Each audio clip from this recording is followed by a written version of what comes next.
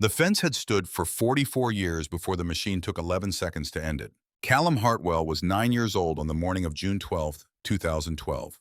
Sitting on the top rail of the corral gate, the way he sat most mornings that summer, not watching anything in particular, the way a boy watches the middle distance when his mind is running ahead of his eyes. The eastern fence line stretched away from him across the rolling foothill pasture. 63 posts of lodgepole pine running straight as a surveyor's chalk line toward the base of the Pryor Mountains, the wire between them catching the early light in three thin silver threads.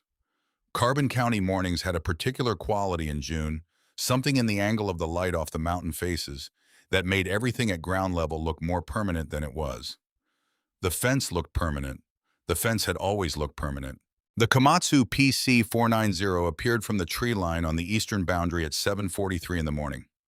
Callum saw it before he heard it, a shape that didn't belong to the landscape tracked in yellow against the sage gray of the low brush.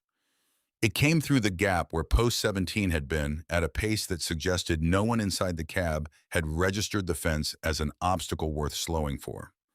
Post 17 cracked at ground level. The wire on either side snapped or pulled free.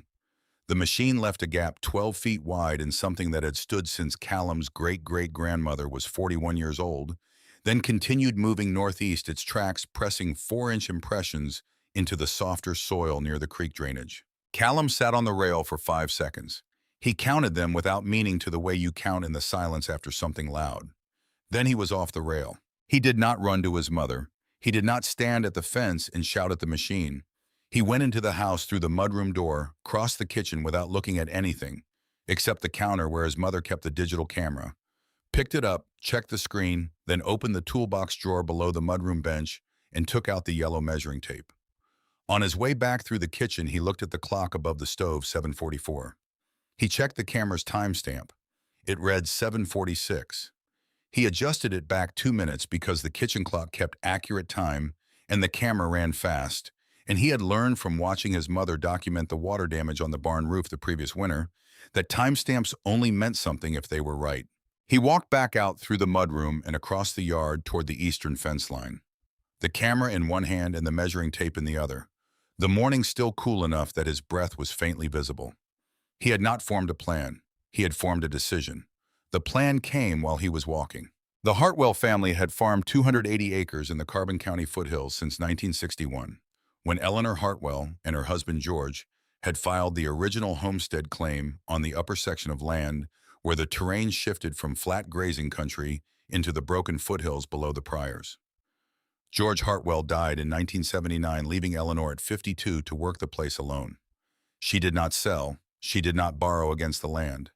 She raised 2 daughters on the property, kept the annual yield and expense records in spiral notebooks stored in the kitchen drawer, and in 1998, when she was 71, transferred the deed to her daughter Sylvia. Eleanor had built the eastern fence herself in 1968, 7 years after the homestead claim, when the adjacent range changed hands for the first time, and she understood that an unmarked boundary was an invitation to interpretation. She had set 63 posts of lodgepole pine by hand, using a driver bar and a coffee can, and gravel tamped around each base, working from the southeast corner, north along the full length of the eastern boundary. She strung 3 lines of barbed wire post to post. She built a gate at the southeast corner with a spring latch and set it so it swung clean and closed with a sound like a period at the end of a sentence. The fence took her 11 days to complete.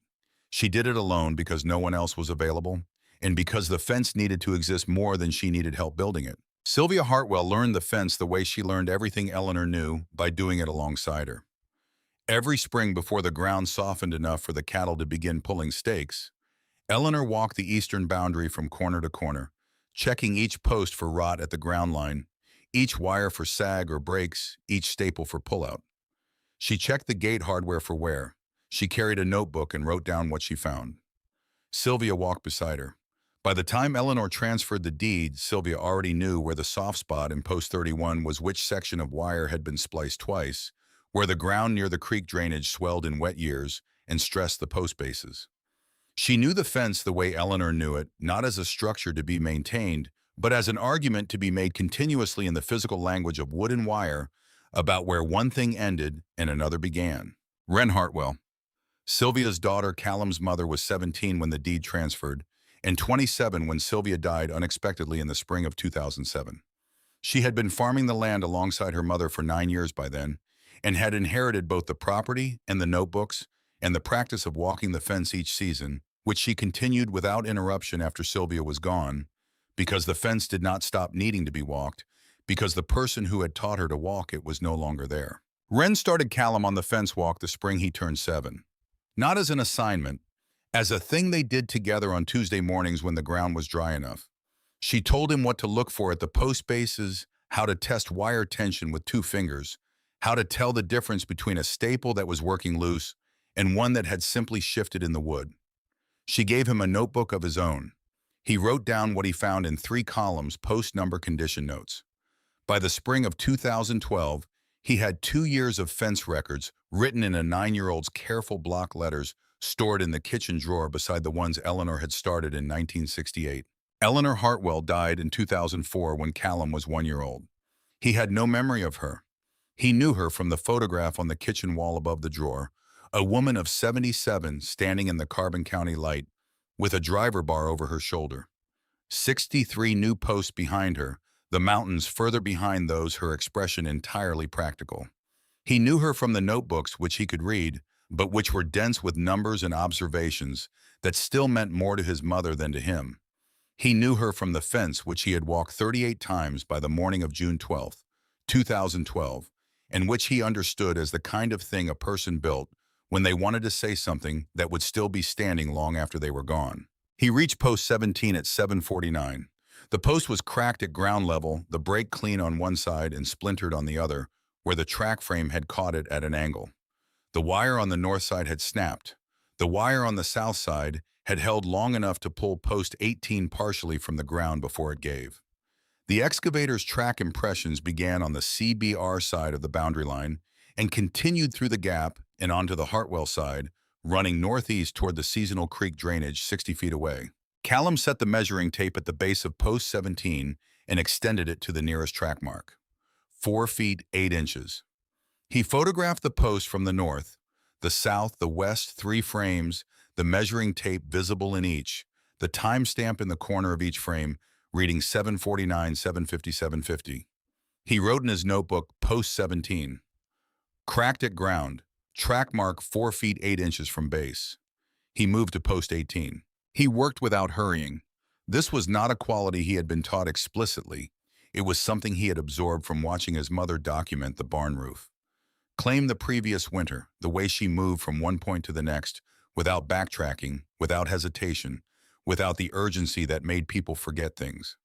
She had told him once, not as instruction, but as observation, that the difference between a photograph and a record was that a record could be cross-referenced. A photograph without a measurement was just a picture. He had been 7 when she said it. He understood it better now. Post 18 had been pulled from the ground when the wire tension transferred the load during the break. The post lay at a 40-degree angle, its base still partially in the soil. The gravel his great-great-grandmother had tamped around it in 1968, scattered in a radius of 8 inches. He photographed it from 2 angles. He measured the angle from vertical using the tape held plumb against the post 41 degrees. He wrote it down. He moved to post 19. The machine had crossed back to the CBR side by the time he was photographing post 22. He could hear it in the middle distance, the hydraulic whine of the arms cycling the tracks, resetting on harder ground. He did not look at it. He photographed post 22, which was intact, but showed soil disturbance within 14 inches of the base, the ground compressed by the track weight passing close. He measured the disturbance. He photographed it. He wrote it down. He was at post 24 when the white pickup arrived. The truck came through a gap in the tree line on the CBR side, a half-ton with a Meridian Basin Energy logo on both doors and a CB antenna on the roof. It stopped 20 feet from what remained of the fence line. The man who got out was large, not tall, but wide through the shoulders, the way men get who have spent years doing physical work and then transition to managing people who do physical work. He wore a company polo shirt and work boots and had a radio on his belt that he touched twice before he spoke, as if checking it was there. His name was Dale Pruitt, though Callum did not know this yet.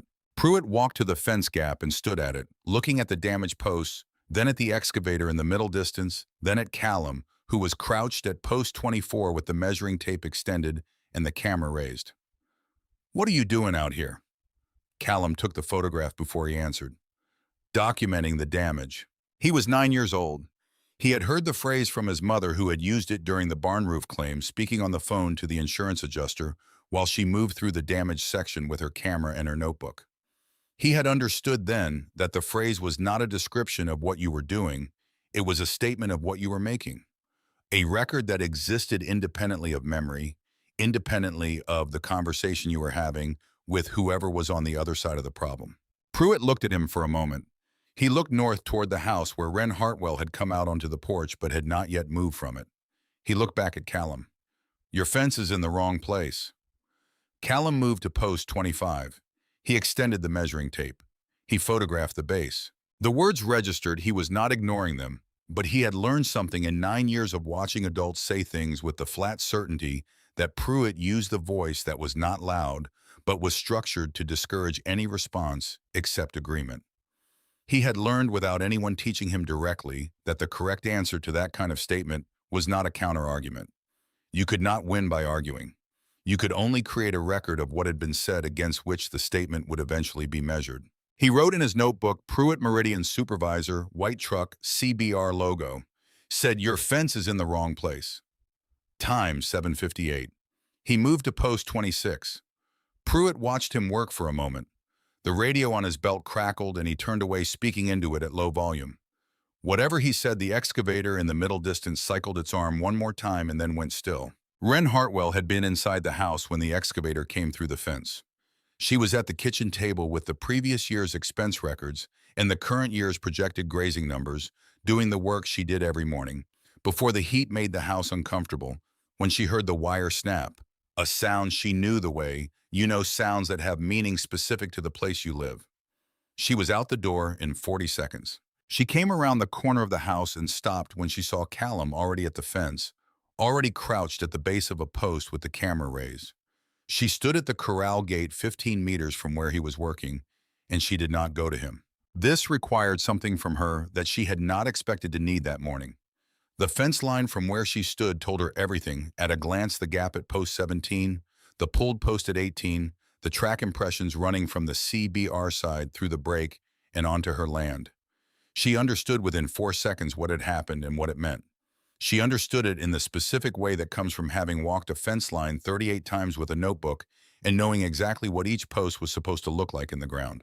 She had the survey. She had commissioned it in 2008, the year after Sylvia died, when she was reviewing the land records, and found that the original 1961 deed used a meets and bounds description tied to a section corner she could not physically locate. She had hired Roy Maddox out of Billings, a licensed land surveyor with 30 years of Carbon County work behind him, who had spent 2 days on the property and produced a certified plat confirming the eastern boundary to within 6 inches, establishing precise GPS coordinates for all 4 corners. The survey had confirmed that Eleanor's 1968 fence ran exactly where it should have run. 63 posts, 3 lines of wire, all of it on Hartwell land or on the boundary line itself, within 3 inches for the fence's entire length. She had the survey in the kitchen file cabinet in a folder labeled with the date, and Roy Maddox's license number, the way Eleanor had labeled everything, not for filing system efficiency, but because a document without provenance was a document you had to re-explain every time you used it. Callum was at post 26. He was working steadily north along the fence line, the notebook tucked under his arm between shots, the measuring tape going out and coming back. He had not looked at her since she came out of the house. She did not move from where she was standing. She was watching him do something she had not known he could do. Not the mechanics of it, she had shown him. The mechanics, but the steadiness, the refusal to be distracted by the large man with the company truck who was now standing at the gap in the fence, watching him work. She had not expected that from a 9-year-old. She had not expected to need it. The feeling that moved through her in that moment was not pride exactly. It was something closer to grief, the particular grief of recognizing in your child a quality that was forged by something hard. Callum was 9 years old, and he was standing in a broken fence line with a camera and a measuring tape, because this was what he knew to do, because she had shown him, because Sylvia had shown her, because Eleanor had shown Sylvia. The thing that was passing through them was not just a skill, it was an argument the family had been making for 44 years about what this land was and who it belonged to, and now it was being made by a boy in jeans and a flannel shirt at 8 o'clock in the morning, one photograph at a time. She pressed the back of her hand against her mouth for a moment. Then she took it away. Callum did not see this. He was at post 27. Pruitt made 2 radio calls in the time Callum worked his way from post 25 to post 31. Between calls, he walked the gap in the fence, examined what remained of post 17's base, looked at the track impressions on the Hartwell side, then walked back to his truck. He did not attempt to interfere with what Callum was doing after the initial exchange, which Callum found notable and wrote down. Pruitt did not ask me to stop. He watched. 8:04. At post 31, the one with the soft spot, his mother had shown him where the ground held moisture longer than the surrounding soil, and the base had begun to show the early stages of decay. At the ground line, Callum paused for longer than usual. The post was intact. The excavator's track had passed close enough to disturb the soil within 9 inches of the base, but the post itself was standing. He measured the disturbance anyway. He photographed it anyway. His mother had taught him that the absence of damage was also a fact, and that facts required the same documentation whether they worked in your favor or against you. He wrote post 31, standing, soil disturbance 9 inches from base, no structural damage. Note ground soft here, track weight may have compressed sub-base. Check next season. He had been documenting for 31 minutes by the time Wren finally walked toward the fence line. She came up beside him at post 32 and stood there for a moment without speaking, looking north along the boundary. Her voice when it came was level. How many posts damaged? 18 so far, 5 cracked at ground, 6 pulled or leaning, 7 with track disturbance within 18 inches.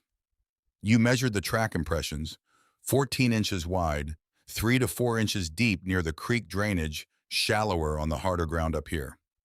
She was quiet for a moment. Then, did you photograph their side? The approach tracks from the CBR land. He stopped. This had not occurred to him.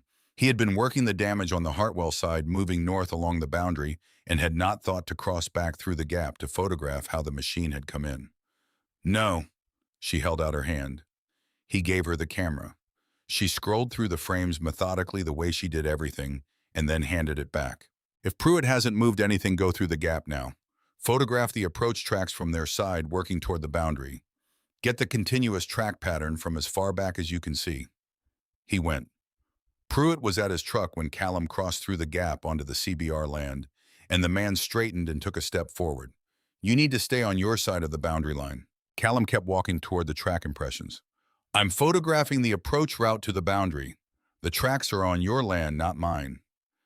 How do you know where the boundary is? Callum pointed at the fence post to the south of the gap, the ones that were still standing, still carrying 3 lines of wire, still exactly where Eleanor had put them in 1968.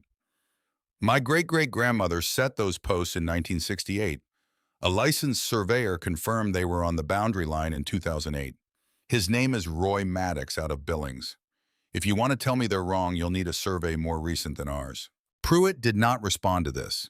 He watched Callum photograph 4 approach track sequences, then watched the boy cross back through the gap onto the Hartwell side. He watched Callum walk to his mother. He got back in his truck. The excavator did not move again that day. Wren went inside at 8:22 to call Garrett Finch. Garrett was a general practice attorney in Red Lodge who had handled the estate after Sylvia died and had helped Wren through a grazing lease dispute 2 years later.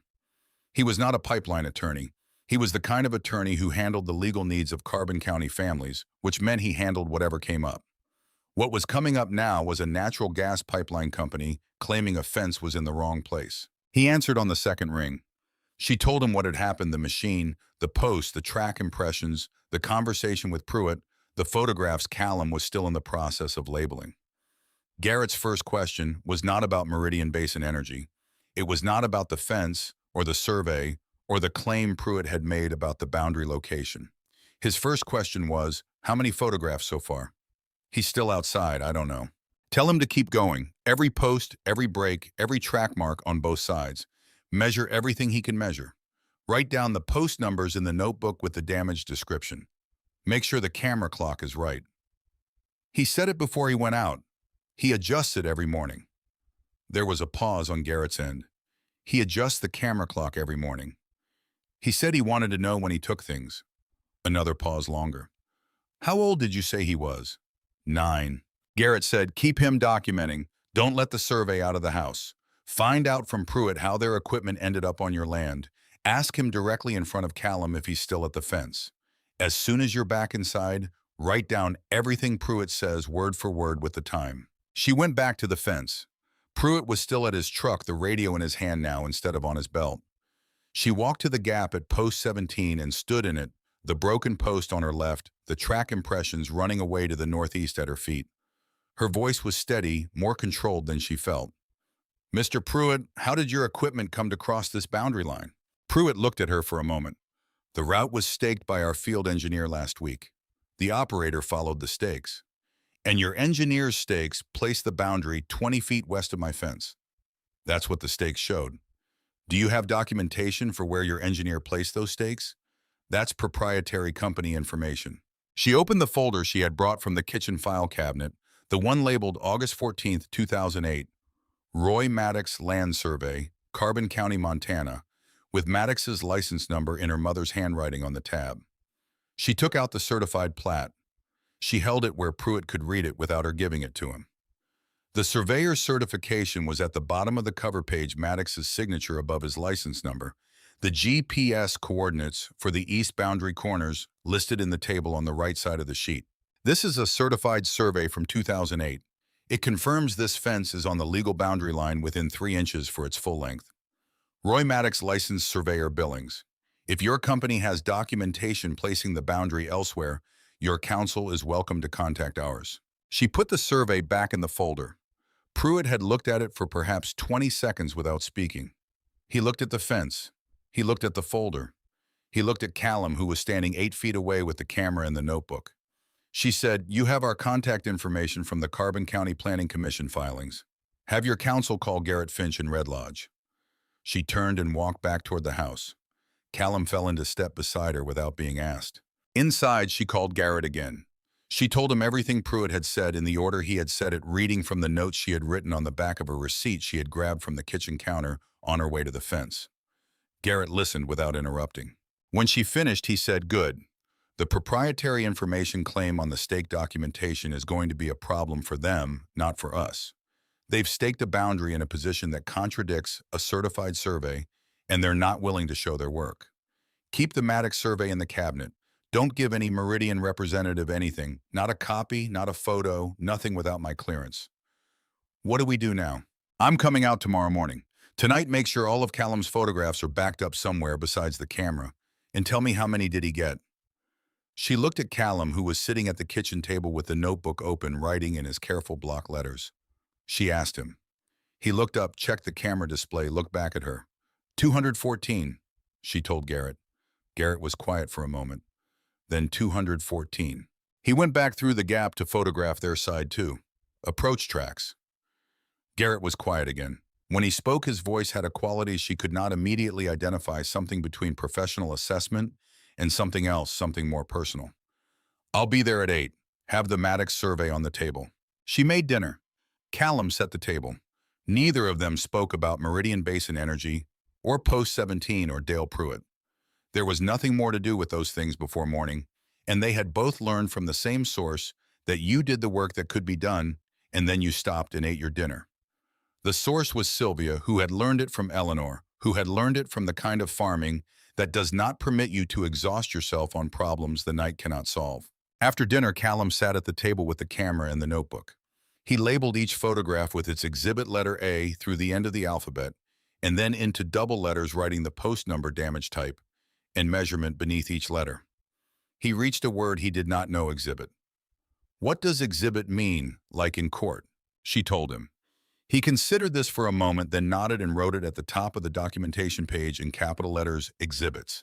He continued labeling. She stood at the kitchen window and watched the eastern fence line in the last of the evening light.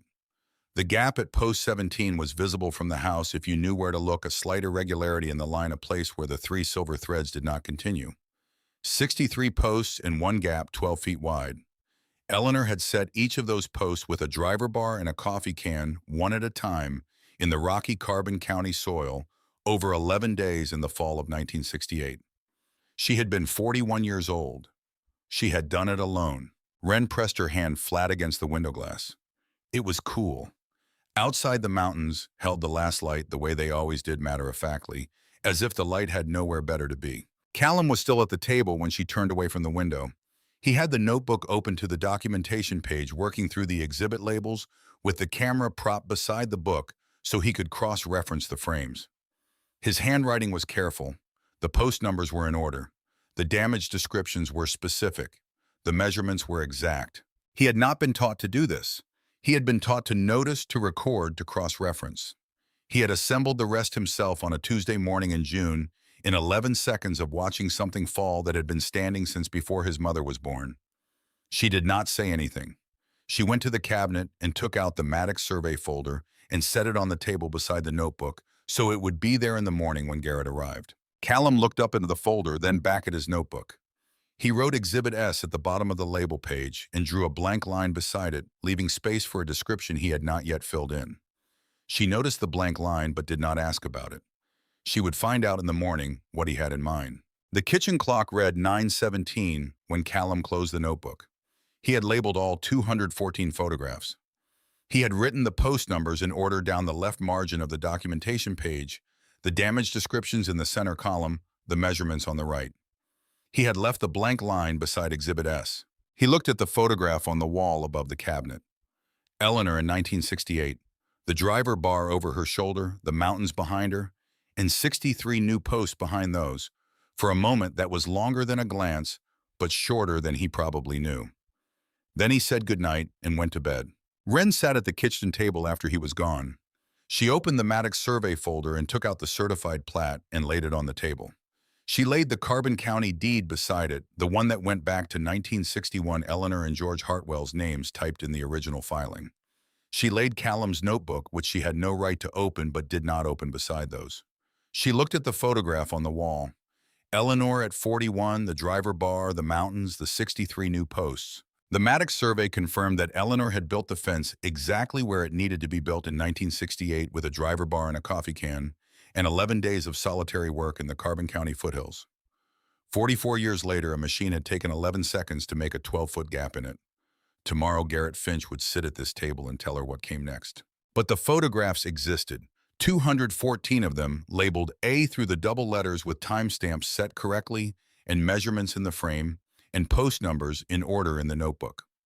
They existed because a 9-year-old boy had watched something fall that he had been taught over 2 years of Tuesday mornings to understand as something worth protecting. She did not cry at the kitchen table that night. That would come later. Tonight she just sat with the documents and the photograph and the notebook she had not opened, and she thought about what Eleanor had known when she set the first post on the first day of November in 1968, that a boundary you could not prove was not a boundary at all. That the fence was not the argument, the fence was the evidence of the argument made in lodgepole pine and barbed wire set into the rocky Carbon County soil 63 times over 11 days, so that the argument would still be standing long after she was gone. It was still standing, most of it.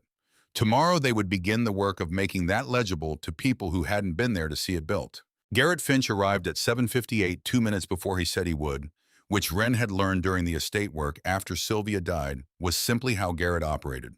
He drove a 10-year-old Silverado the color of old pewter, parked it beside the corral, came through the mudroom without knocking.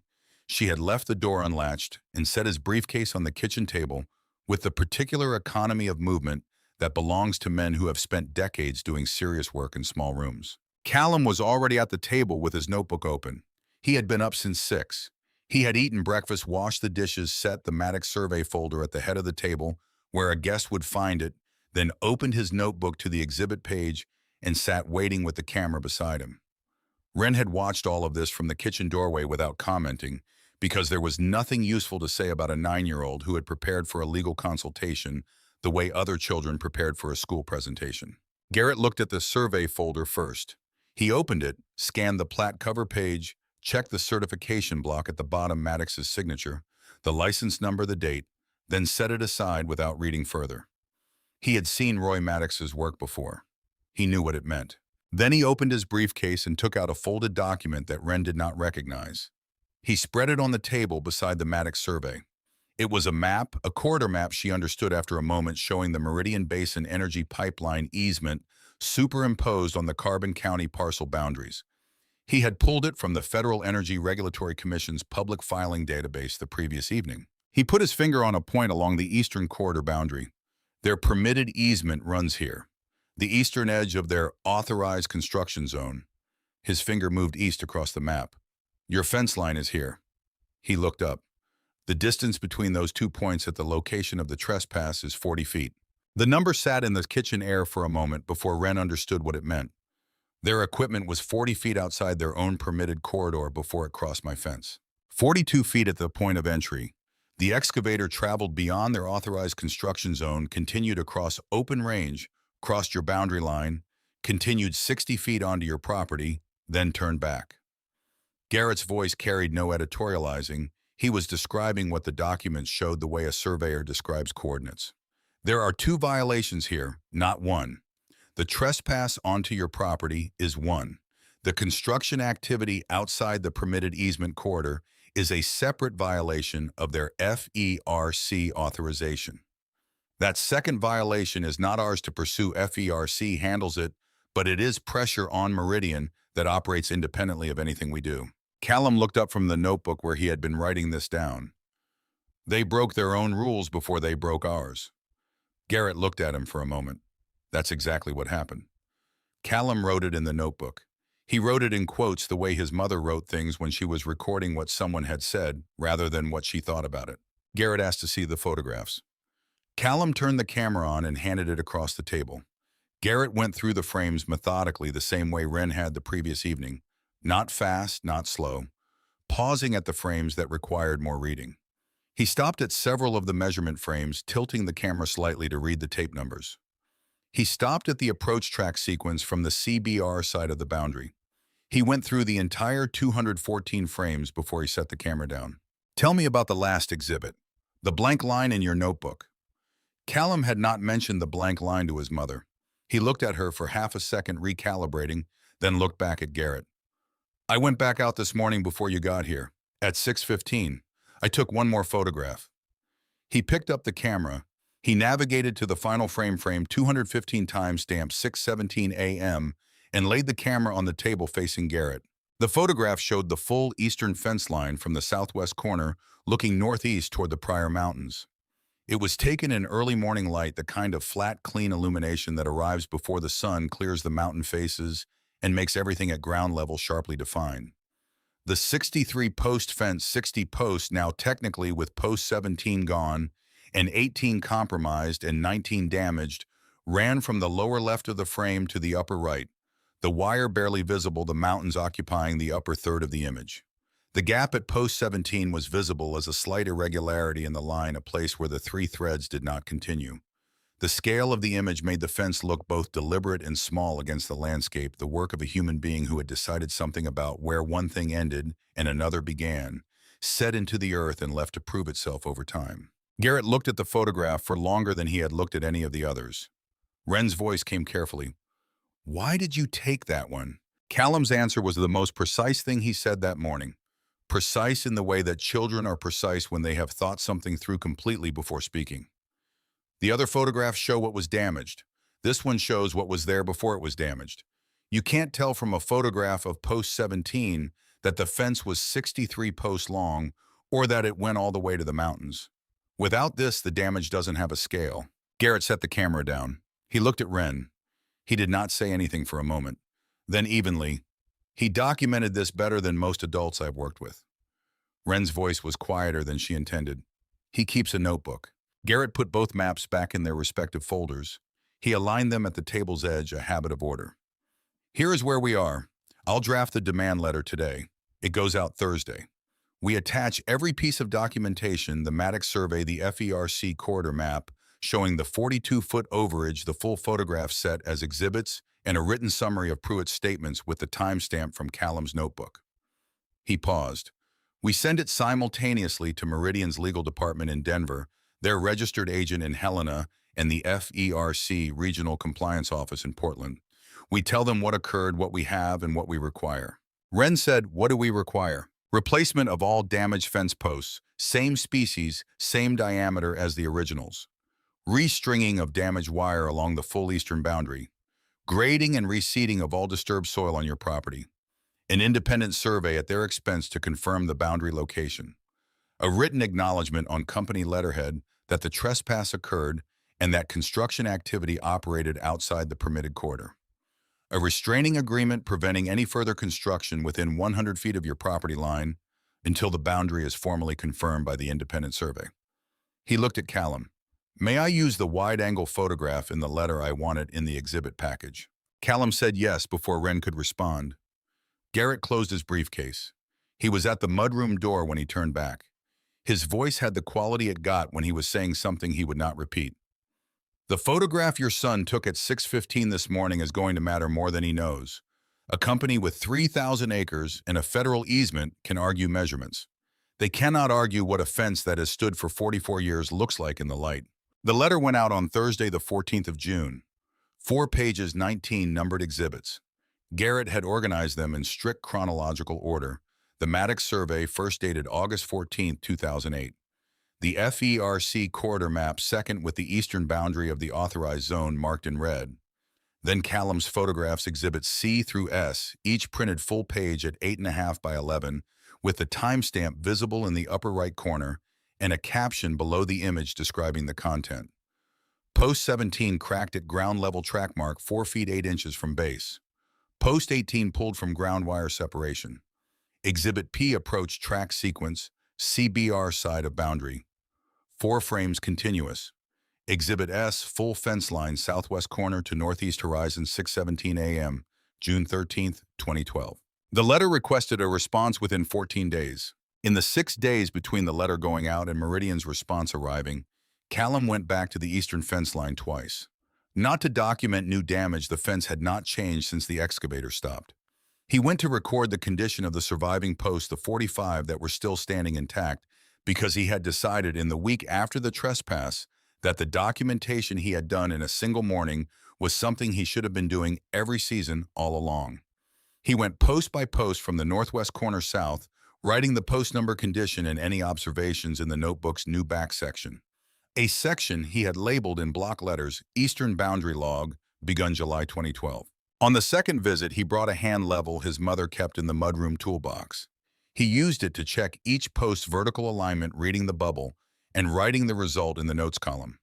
His mother came out on the second visit and watched him for a while from the corral gate without approaching. She did not offer to help.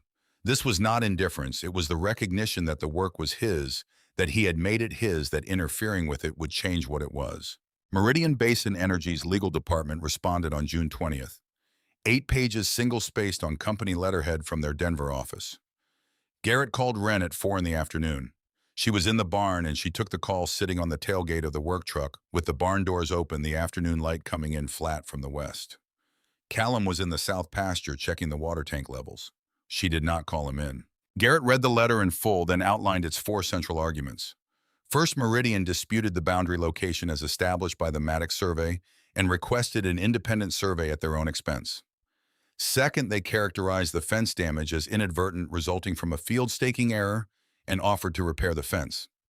Third, they stated that Pruitt's comment about the fence being in the wrong place accurately reflected information provided by their field engineering team, not a knowing false statement.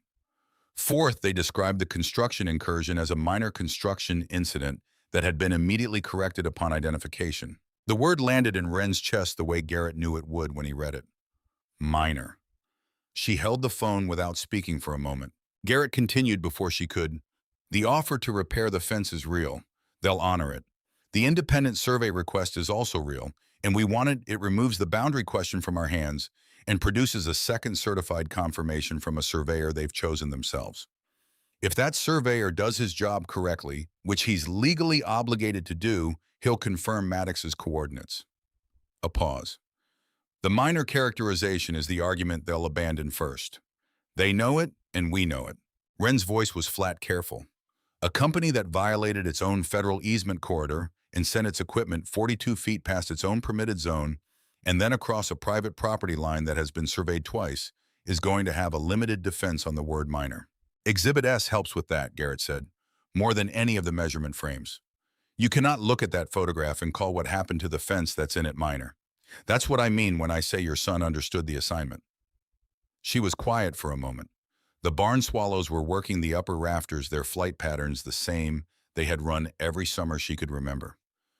What do we do with the FERC violation? I filed a compliance report with the regional office this afternoon. That runs on its own timeline separate from our case. They'll investigate the corridor deviation. That means auditing Meridian's full construction record for this project, not just the trespass incident. On a summer pipeline schedule, that is the last thing Meridian wants. She wrote down what he said in the small spiral notebook she had started keeping in her jacket pocket since the morning the excavator came through. Garrett had not told her to do this. It was simply what you did when you understood that what was being said might need to be referred to later. That night, Callum was at the table when she came in from the barn. He had the exhibit set spread in front of him, the full 19 prints Garrett had returned to them after making copies arranged in order on the table. He was looking at Exhibit S. She stood in the kitchen doorway. He did not look up. She told him about the letter. She told him about the 4 arguments the fence repair offer the independent survey request. She told him about the word minor. He was quiet for a moment. He looked at the photograph, the fence line, the mountains, the gap at post 17 barely visible in the pre-dawn light. Then, they expected us to take the fence repair and be done with it. It was not a question. She said yes. Because we're small. She considered how to answer this. She sat down across from him, the exhibit set between them. Because most people in our position would have been relieved by the repair offer. It solves the visible problem. Most people don't have a certified survey and 19 exhibits in a FERC filing. Callum looked at the photograph for another moment. Then he gathered the exhibits in order, tapped them straight against the table edge, slid them back into the folder Garrett had given them. He closed the notebook. He said goodnight. He did not slam anything. He did not say anything more about Meridian Basin Energy. He went to bed with the same composure he had shown at Post 24 when Pruitt told him the fence was in the wrong place, the same composure she had been watching in him for 6 days and which she recognized in its specific quality as something that had been in this family for a long time. She sat at the table after he went down the hall. She opened the Meridian letter and read it again, all 8 pages, which took 19 minutes. She read the section describing the trespass as a minor construction incident 3 times. She set the letter down. She looked at the photograph on the wall above the kitchen cabinet, Eleanor, in 1968. The driver bar, the mountains. Eleanor had been 41 years old when she set that first post.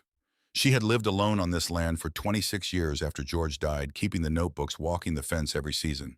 And in 1998, she had handed all of it to Sylvia with the instruction that she already knew the land, and now it was hers.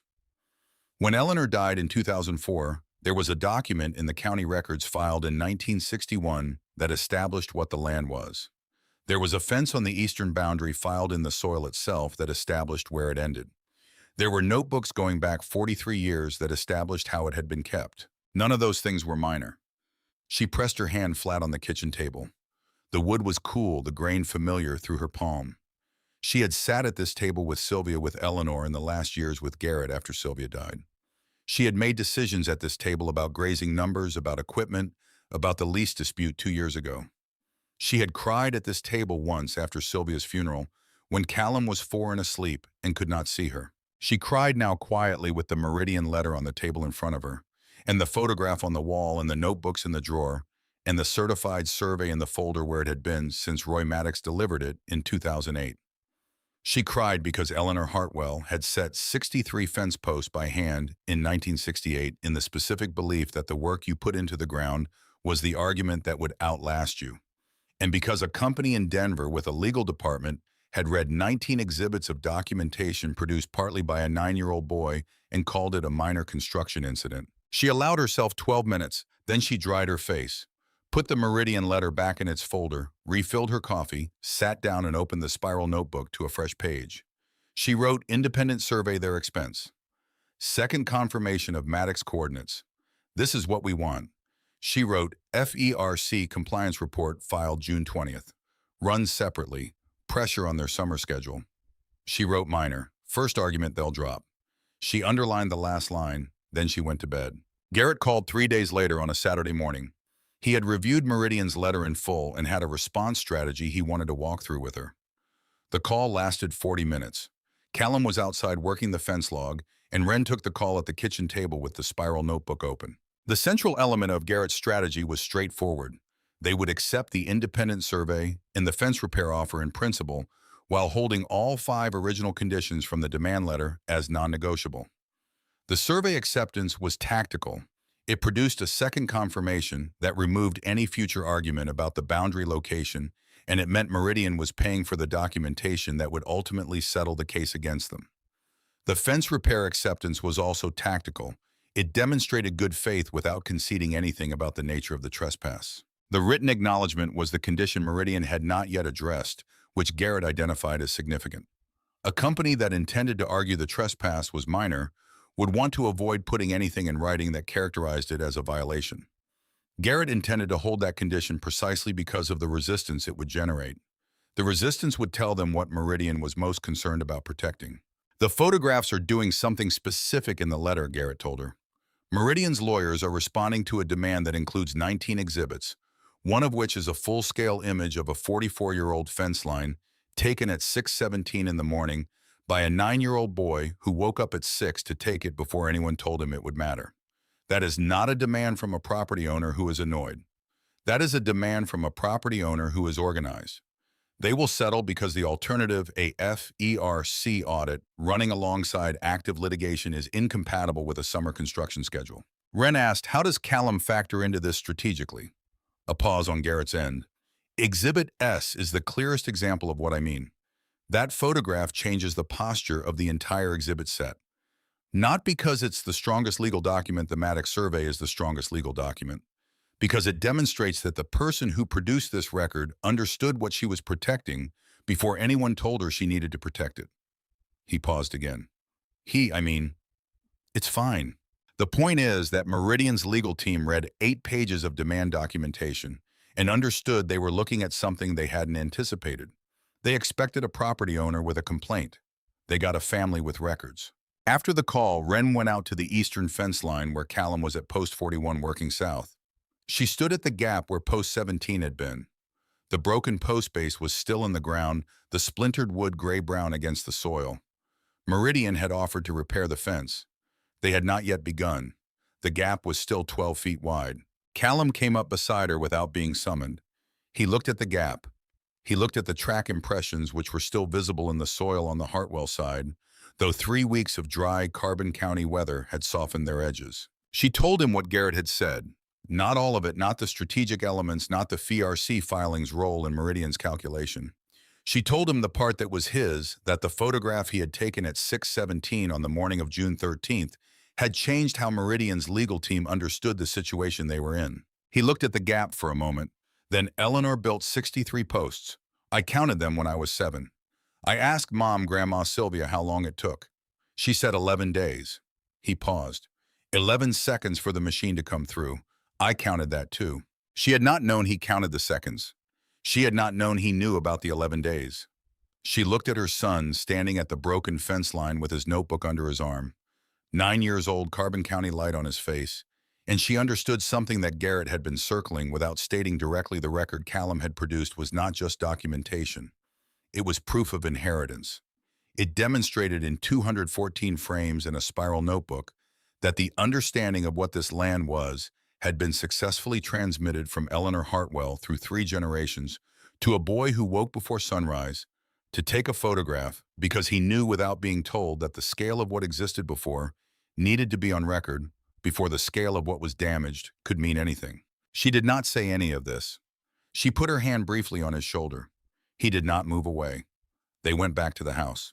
The FERC compliance office in Portland acknowledged the filing on June 25th. The acknowledgement was a form letter, 2 paragraphs confirming receipt and providing a case reference number. Wren filed it in the folder behind the Meridian demand letter. Garrett had told her not to expect substantive communication from FERC for several weeks. Compliance investigations ran on their own timeline, and the agency's interest was in the corridor deviation, not in the property dispute. But the case number existed. It was on the record. Meridian's second communication arrived on July 2nd, 18 days after the demand letter. 3 pages, this time shorter than the first. They accepted the independent survey in principle. They accepted the fence repair obligation in principle. They did not address the written acknowledgement. They did not use the word minor. Garrett called her within an hour of receiving his copy. His voice carried a quality she had come to recognize as professional satisfaction, which in Garrett sounded like the absence of everything else. They dropped minor. They didn't address the acknowledgement. That tells us what this settles on. The independent survey was scheduled for the first week of August. Leonard Cruz, a licensed surveyor from Bozeman, with 22 years of certified work in Gallatin, Carbon, and Stillwater counties, would spend 3 days on the eastern boundary of the Hartwell property. His work would be paid for by Meridian Basin Energy. Wren wrote the date in the spiral notebook. She wrote Cruz's name and license number, which Garrett had provided.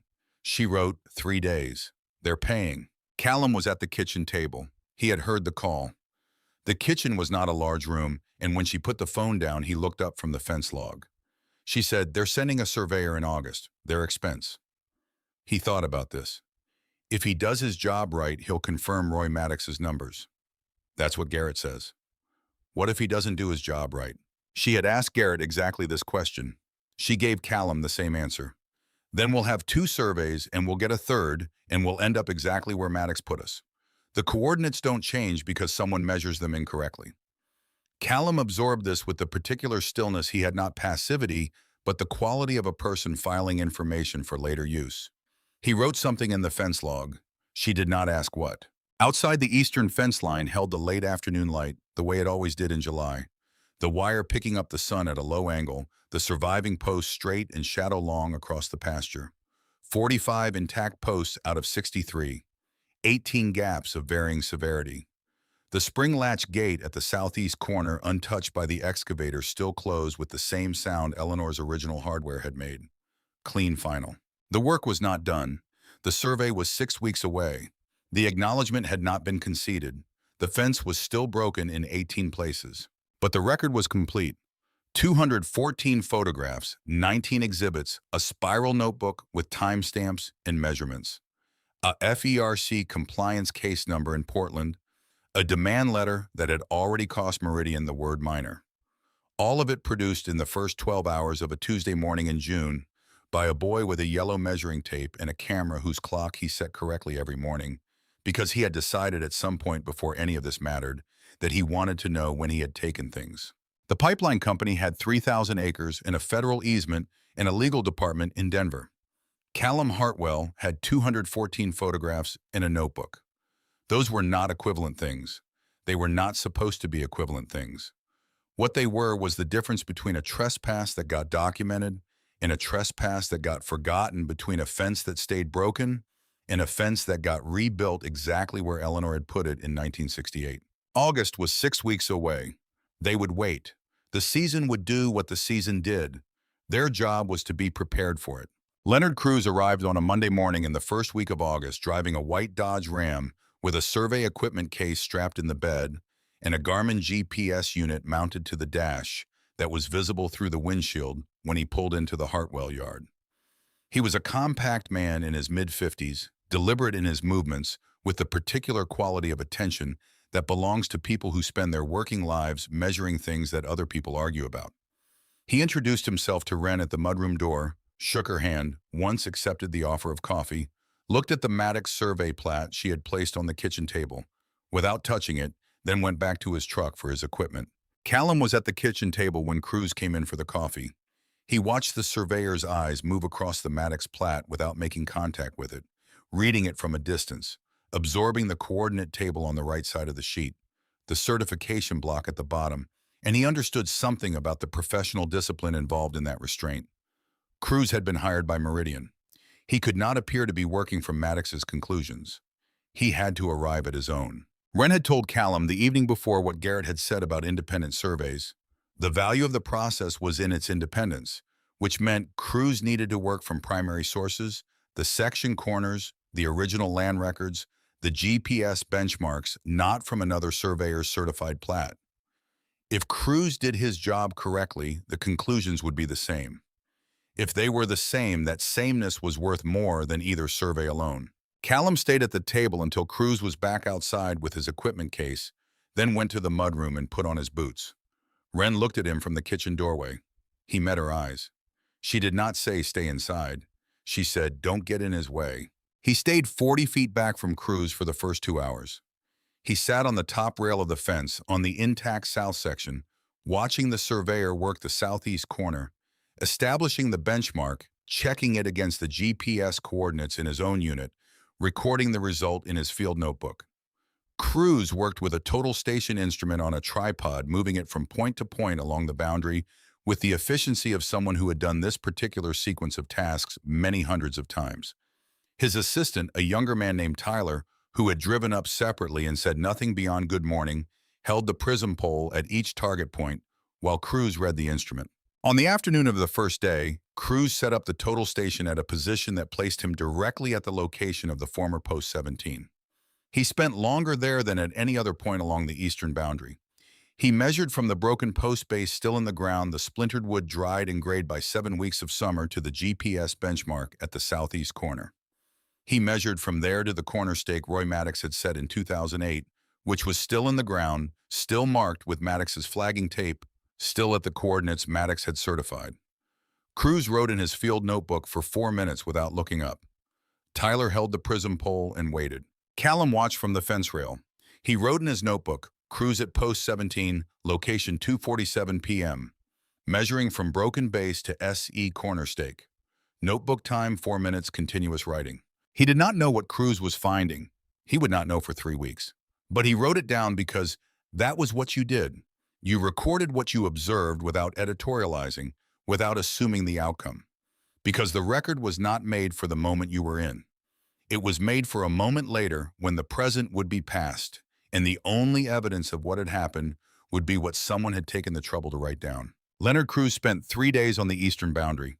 He confirmed the southeast corner coordinates to within 2 inches of Maddox's 2008 benchmark. He confirmed the northeast corner to within 4 inches.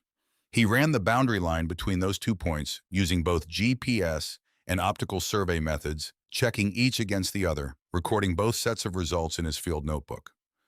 On the 3rd day before he packed his equipment, he walked the full fence line from the southeast corner to the northeast corner, all 63 post positions, including the 18 damaged ones at a pace that suggested he was looking for something specific.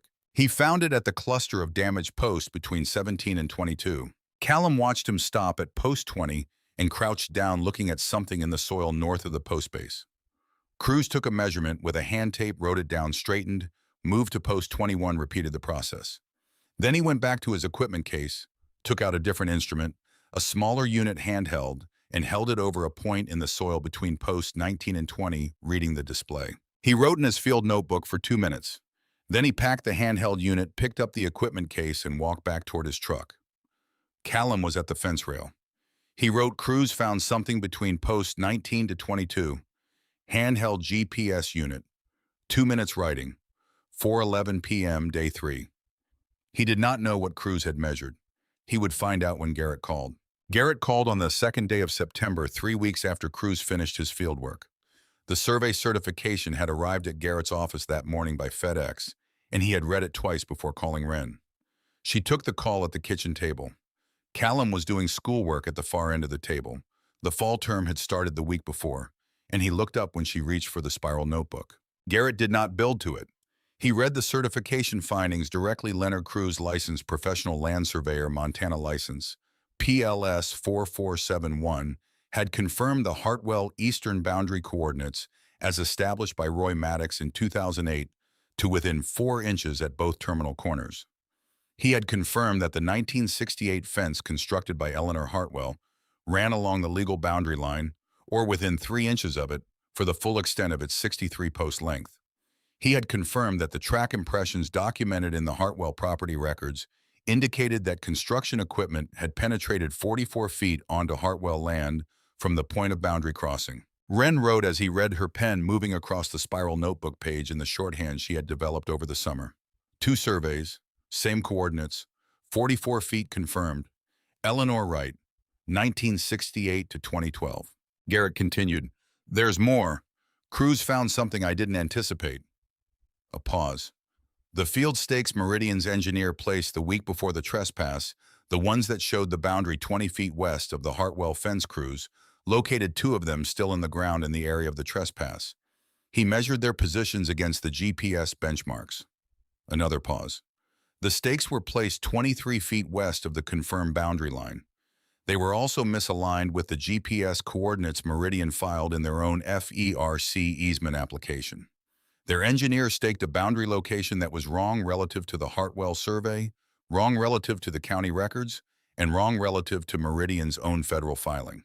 Wren stopped writing. She held the pen over the page. Garrett's voice was steady. Meridian didn't just trespass on your property. Their engineer made a staking error that contradicted their own documentation. The position he marked in the field was not supported by any document in the record, not ours, not theirs, not the county's. When Pruitt told Callum the fence was in the wrong place, he was passing along information that was wrong by every available measure, including Meridian's. Callum had stopped working at the far end of the table. He was looking at his mother. She asked the question she already knew the answer to because she needed to hear it stated clearly. So Meridian's engineer staked a boundary position that was contradicted by their own FERC application. Confirmed by Crew's fieldwork, yes. That's the finding on page 7 of the certification. It's a significant error. It means the trespass was not simply a case of Meridian operating close to a disputed boundary. It was a case of internal miscommunication at the engineering level that produced a staking error that put their equipment 44 feet onto your property. She put the pen down. She looked at Callum. He had heard enough of the call to understand the shape of what Garrett was describing, and he was looking at her with the particular expression he wore when he was organizing information. Not excited, not relieved, something more careful than either of those. She told Garrett she would call him back and set the phone on the table. She looked at her son across the spiral notebook. Her voice came out quieter than she intended. They didn't know where their own boundary was. Callum's answer was immediate without drama. So when Pruitt said the fence was wrong, he was just repeating what someone else got wrong. Yes. He was quiet for a moment. He picked up his pencil. He wrote something in the margin of his schoolwork page. Not in the fence log, not in the exhibit, notebook, in the math worksheet he had been working on, and then closed the textbook over it. She did not ask what he wrote. She picked up the phone and called Garrett back. The settlement negotiations began in the third week of September. Garrett handled them directly with Meridian's Denver counsel, a woman named Patricia Holloway, who specialized in energy infrastructure disputes, and who, by Garrett's account, was competent, careful, and operating under explicit instructions to resolve the matter before the FERC investigation produced any additional findings. The FERC compliance investigation was ongoing. The regional office had confirmed receipt of the corridor deviation report and had opened a formal inquiry into Meridian's construction practices on the Carbon County project. Garrett did not have visibility into the inquiry's scope, but he knew from professional experience that a FERC audit running alongside active litigation created the kind of exposure that pipeline companies on summer schedules found intolerable. Holloway was calling to settle because settling was the only way to separate the property dispute from the federal investigation to contain one problem before the other expanded. Garrett called Wren after the first negotiating session. His summary was brief. Holloway came in expecting to negotiate on the fence repair scope. I told her the 5 conditions in the July letter were not a starting position. They were the terms. A pause. She went to consult and called back inside an hour. They're accepting the independent survey confirmation which they've already paid for. They're accepting full fence replacement responsibility. They're negotiating on scope of soil restoration. The written acknowledgement is where they're holding. Wren said, why the acknowledgement? Because a written acknowledgement on company letterhead is a document. It exists permanently. It can be cited in future proceedings. Holloway's job is to limit what goes into the record. Garrett's voice was level. The acknowledgement is the condition we will not release. That's where this settles. The soil restoration scope was resolved in 2 days. Meridian agreed to grade and reseed the full 60 feet of disturbed ground on the Hartwell side, including the area near the seasonal creek drainage, where the track impressions had been deepest. They agreed to pay Roy Maddox's original 2008 survey fee, which Wren had not expected and which Garrett said was a concession that cost Meridian almost nothing, but demonstrated the settlement's comprehensiveness. The written acknowledgement took 9 more days. Holloway's office produced 3 draft versions, each attempting to characterize the trespass in language that stopped short of the word violation. Garrett returned each draft with the same response. The acknowledgement would state that the trespass occurred, that the Hartwell boundary was confirmed at the surveyed location, and that construction activity had operated outside the permitted easement corridor. 3 sentences, no qualifying language, no passive constructions, distributing the responsibility across unnamed field personnel. Garrett had written those 3 sentences in July in the original demand letter, and he had not changed them. The 4th draft, which arrived on October 8th, contained all 3 sentences without modification. Garrett called Wren when he received it.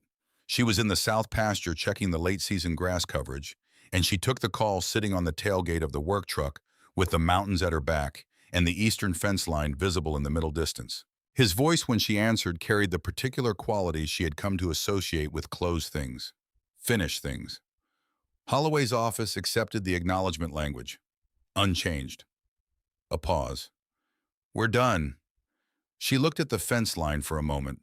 45 posts still standing from Eleanor's original 63, the wire still tight between them, the gap at post 17 still visible as an irregularity in the line, still 12 feet wide, still waiting. Then she said, "When do they start the fence work?"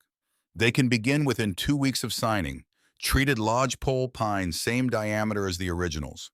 3 lines of new barbed wire, full eastern boundary, not just the damaged section. Spring latch gate hardware at the southeast corner to match what's there." She sat with that for a moment. Same diameter, same species. The fence Eleanor built, rebuilt post by post in the ground it had always occupied. The acknowledgement. Will they put it on company letterhead? "It's in the terms, signed by Holloway on behalf of Meridian Basin Energy LLC. Notarized." She put her hand flat on the truck bed. The metal was warm from the October sun. "All right." Her voice carrying something that was not quite relief, not quite satisfaction, something more like recognition.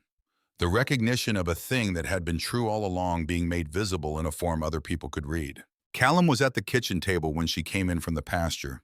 He was working on the fence log, the eastern boundary log he had started in July, and continued through August and September. Every intact post recorded every measurement current. He had been maintaining it on a monthly schedule, which he had chosen himself after deciding that seasonal was insufficient for a boundary under active dispute. She sat down across from him. She told him the settlement was complete. She told him the terms: the fence replacement, the soil restoration, the Maddox survey fee, the written acknowledgement. She read him the acknowledgement language from the notes she had taken in the pasture. He listened without interrupting, which was his way. When she finished, he was quiet for a moment. Then, "Can I read the actual document when it comes?" "Yes." He nodded. He wrote the settlement date in the fence log, October 8th, 2012. Settlement reached. All 5 conditions accepted. Written acknowledgement confirmed. He underlined the last entry. He put the pen down. His next question came after a pause long enough that she had started to think the conversation was finished. "Eleanor, does she know?" The question arrived in the kitchen the way unexpected questions do, taking up more space than the words themselves. She looked at her son. He was looking at the notebook, not at her. "No?" Her voice careful, honest. "She passed in 2004. You were 1 year old." He absorbed this. He looked at the photograph on the wall, Eleanor in the Carbon County light. The driver bar, the 63 new posts, the mountains. He looked at it for long enough that Wren understood he was not simply looking. He was thinking about something he was going to say, arranging it. "She built the fences in the right place." His voice was matter-of-fact, the way he said things he had thought through completely. "She built it in the right place in 1968, and it was still in the right place when the machine came through it. She was right the whole time." Wren's throat tightened. She said she was right the whole time. The acknowledgement just says it in writing. She looked at her son, 9 years old, Carbon County light coming through the kitchen window. His notebook open to the entry he had just made, and she thought, you cannot teach someone to see what this means. You can only put them in the presence of the thing season by season and hope the understanding follows. Eleanor had put Sylvia in the presence of the fence. Sylvia had put her in the presence of the fence. She had put Callum in the presence of the fence, and on the morning of June 12th, he had understood without being told that what the fence meant required protecting before the damage could be measured. The understanding had transferred. That was the thing. Not the property, not the survey. The understanding which was the thing that made the property worth having. The written acknowledgement arrived by certified mail on October 14th on Meridian Basin, Energy LLC letterhead, signed by Patricia Holloway, notarized by a Carbon County notary whose stamp was dated October 11th. 3 sentences exactly as Garrett had written them in July. Meridian Basin Energy, LLC acknowledges that on June 12, 2012, construction equipment operating under its direction crossed the eastern boundary of the Hartwell property in Carbon County, Montana, entering approximately 44 feet onto private land without authorization. The eastern boundary of the Hartwell property is confirmed at the location established by the Certified Survey of Roy Maddox PLS, dated August 14, 2008, and the Independent Survey of Leonard Cruz PLS, dated September 2, 2012. Construction activity associated with this incident operated outside the boundaries of Meridian's authorized easement corridor as filed with the Federal Energy Regulatory Commission. Wren read it standing at the kitchen counter, the envelope still in her hand. She read it a second time. She set it on the table. She went to the cabinet above the kitchen counter, the one where Eleanor's notebooks were, where the certified plat was, where Sylvia's records went back to the early 1970s, and she took out an 8x10 frame she had bought in Red Lodge the week before, when she had decided without discussing it with anyone what she was going to do with the acknowledgement when it arrived. She put the document in the frame. She hung it on the kitchen wall beside the photograph of Eleanor, the driver bar the 63 post the mountains.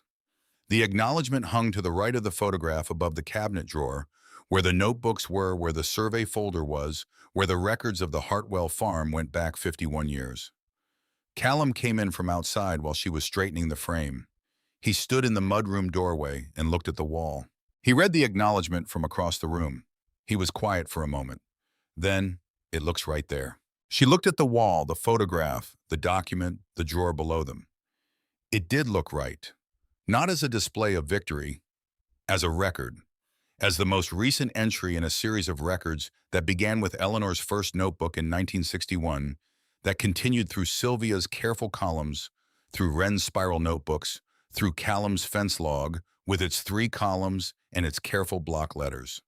The acknowledgement was the most recent entry in that record produced by the largest entity that had ever had reason to put something on paper about this land, and it said exactly what Eleanor's fence had been saying since 1968, the boundary is here. It was always here. We know where it is. Meridian's fence crew arrived on October 19th. 4 men in a company truck with new lodgepole pine posts in the truck bed and a spool of 3-strand barbed wire, and a post driver that was louder than Callum had expected. They were efficient and professional and did not speak to Wren beyond a brief exchange at the mudroom door about where to start. She told them the southeast corner working north. They started at the southeast corner working north. Callum watched them work the first 2 hours from the corral gate. He was not monitoring them. He was watching the technique, the way they checked each post for plumb before tamping, the way they tensioned the wire with a wire stretcher before stapling. The lead man drove each post to the same depth, checking it with a hand level after every 3 strikes. Callum wrote in the fence log, post driver crew, 4 men, checking plumb after every strike. Wire tension with stretcher, not by hand. Good technique. He did not show this entry to his mother. He would show it to her when the work was done as part of the completed record. The crew worked for 4 days. They replaced 18 posts with treated lodgepole pine, 5 inches in diameter, same as Eleanor's originals. Same species in the same holes where possible, in new holes where the original positions had been compromised by the excavator's track frame. They restrung 3 lines of new barbed wire along the full eastern boundary, not only the 18 damaged spans, but the complete line from southeast corner to northeast corner, because that was what the settlement terms required. They replaced the spring latch hardware on the gate at the southeast corner, matching the existing mechanism. On the 4th day at 3 in the afternoon, the lead man knocked on the mudroom door and told Wren they were finished. She walked the completed section with him from post 17 to post 22, checking the new posts, testing the wire tension with 2 fingers, the way Sylvia had taught her. The posts were solid. The wire was tight. The spring latch on the southeast gate closed with the same sound Eleanor's original hardware had made in 1968. She signed the completion form. The crew loaded their equipment and left. On the Saturday after the settlement was signed, Wren took Callum on the seasonal fence walk. They had not walked to the eastern boundary together since the morning before the excavator came through. She had walked sections of it herself since then, checking the surviving posts, but she had not done the full walk with Callum, the way they did it each season, starting at the northwest corner, working south post by post. The way Eleanor had taught Sylvia, the way Sylvia had taught her, the way she had been teaching Callum since he was 7. They started at the northwest corner at 7:30 in the morning. The October light was different from June light, lower, more angular, arriving at the fence post from the south rather than the east, making the shadows run long across the pasture grass. The new posts were easy to distinguish from Eleanor's originals by color. The treated pine was lighter, the preservative not yet weathered to the gray-brown of the 44-year-old wood, but the diameter was the same, the depth was the same, the plumb was true. Callum had his notebook. He worked south from the northwest corner, checking each post base for rot, at the ground line testing each wire span for tension, checking each staple for pullout. He wrote in 3 columns post number condition notes. The columns he had been using since he was 7 in every notebook since the first one, Wren had given him the same columns Eleanor had used in 1968. At post 17, the new post 17 treated pine 5 inches in diameter, set in new soil since the original base had been compromised.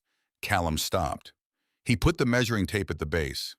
He measured from the post base to the point in the soil where the track impression had been deepest 7 weeks ago, before the late summer weather had finished erasing it. The soil was smooth now, the disturbance invisible, the creek drainage green from the late season moisture. He wrote the measurement in the notes column even though there was nothing to measure against. He wrote it because it was the number, and the number belonged in the record even when what it described was absence. Wren watched him from 2 posts south without speaking. They reached the southeast corner at 9:45. The spring latch gate was exactly as the crew had left it, new hardware, same mechanism closing with the same clean sound. Callum tested the latch 3 times. He wrote gate latch good. New hardware, same action as original. He stood at the southeast corner for a moment looking north along the full length of the eastern fence line. 63 posts running from where he stood to the northwest corner, the wire 3 lines between them, the prior mountains behind the fence, the way they had always been behind it, the way they were behind it in the photograph Callum had taken at 6:17 in the morning on June 13th, Exhibit S. The full fence line in early light, the scale of what existed before the scale of what was damaged. The fence looked like what it was, something built with care, maintained with care, rebuilt with care, standing in the place it had always stood, because the people who had built it and rebuilt it understood at the level below. Words that a boundary you let lapse was a boundary you had chosen to give up. Eleanor had not given it up. Sylvia had not given it up. Wren had not given it up. Callum Hartwell, 9 years old, had picked up a camera at 7:43 in the morning when most children his age would have run to get an adult, and he had documented 41 fence posts in 31 minutes because he understood not abstractly, not as a principle, but as a practice embedded in him by 2 years of Tuesday mornings and a notebook with 3 columns that the record was the argument. He closed the fence log. He wrote one final entry at the bottom of the October page fence intact. All posts standing, new wire full eastern boundary, gate latch good, October 19th, 2012. He looked at the entry for a moment. Then he closed the notebook. They walked back to the house across the pasture, the morning light at their backs, the fence receding behind them into its proper scale, deliberate, specific, human-sized, against the Carbon County landscape. The new wire caught the sun the way the old wire had caught it, 3 thin lines of light between 63 posts from the southeast corner to the northwest corner. 412 feet of argument made in lodgepole pine, confirmed in August of 2008 by Roy Maddox, and again in September of 2012, by Leonard Cruz, acknowledged on October 11th in 3 sentences on company letterhead, by the largest entity to ever put something in writing about this land. The land was 280 acres. It had been in the Hartwell family since 1961. Eleanor Hartwell had built the fence on its eastern boundary in 1968 alone, in 11 days with a driver bar and a coffee can and gravel tamped around each base, because she understood that an argument you made in wood and wire was an argument that would outlast you. She had been right. The fence had outlasted her by 8 years, and when something 50 times its weight had moved through it at 7:43 on a Tuesday morning in June, the argument the fence had been making for 44 years had not dissolved into the gap at post 17. It had transferred into a camera with a correctly set timestamp, into a yellow measuring tape, into a spiral notebook with 3 columns and 2 years of entries in careful block letters. What Eleanor had built was not just the fence.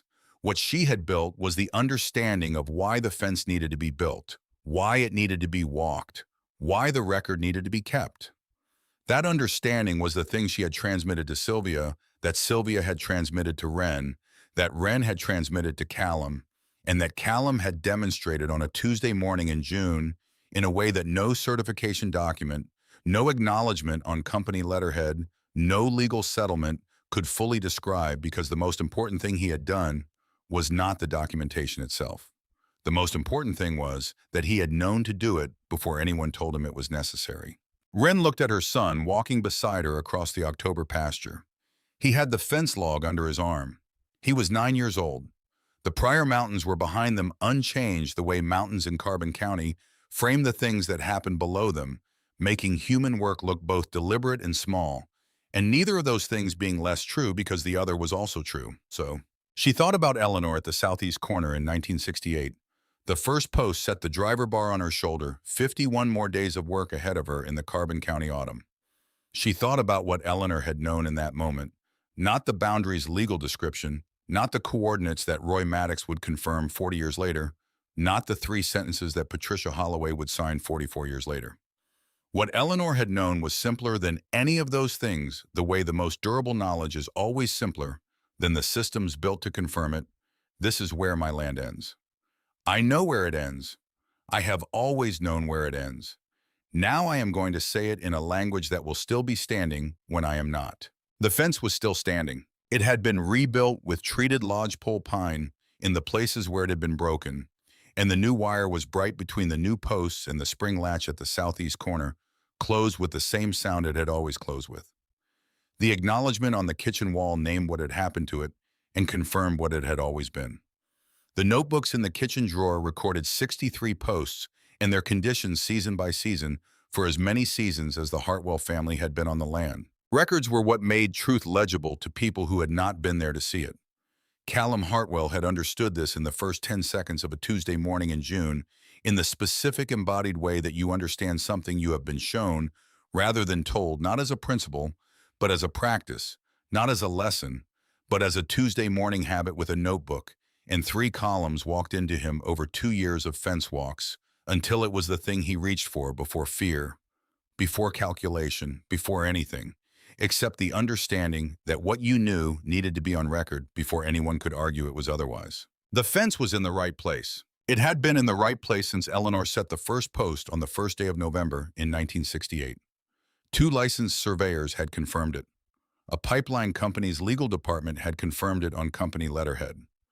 The 44-year record of Tuesday mornings confirmed it in a way no document could, in the specific and irreplaceable language of people who had walked the same boundary long enough to know exactly where every post stood, which one had a soft spot at the ground line, where the wire had been spliced, where the soil held moisture longer than the surrounding ground. Callum opened the mudroom door.